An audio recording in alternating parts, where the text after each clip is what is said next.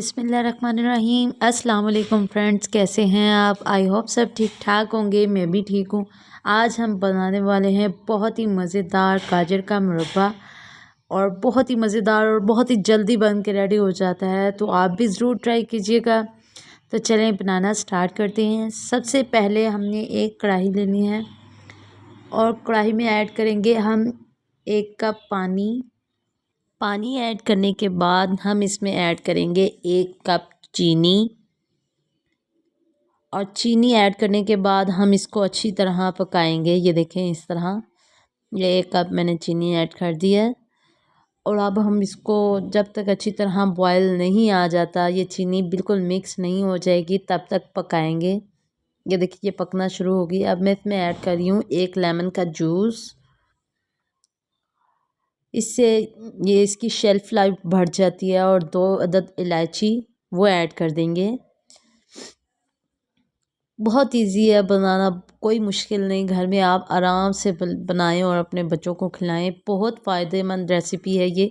ये देखिए, अब इसमें अच्छी तरह बॉयल आ गया है। अब हम इसमें ऐड कर देंगे कैरेट्स, जो हमने इस तरह स्लाइस में कट करके रखी हुई हैं, वो ऐड कर देंगे। ये देखें, अब हम इसको इस तरह अच्छी तरह मिक्स करेंगे और फिर इसको 2 से 3 मिनट ऐसे ही कुक करेंगे। उसके बाद हम इसको कवर लगा के तब तक कुक करेंगे जब तक ये हमारी गाजर अच्छी तरह गल नहीं जाएगी। ये देखें, इस तरह बहुत इजी बन के रेडी हो जाता है। तकरीबन आधे घंटे में ये बन के बहुत जल्दी रेडी है। देखिए, अब हम इसको लिड लगा के तो इसको पकने देंगे जब तक हमारी गाजर अच्छे से गल नहीं जाएगी, तब तक हम इसको कुक करेंगे। ये देखें, अब ये तकरीबन 75% कुक हो चुका है। अब हम लिड हटाएंगे। ये देखें, गाजर का कलर चेंज होना शुरू हो चुका है, आपको फील हो जाएगा। ये देखें, माशाल्लाह हमारा मुरब्बा बन के रेडी हो चुका है। ये देखें, कितना प्यारा कलर आया माशाल्लाह। आप भी ज़रूर ट्राई करें।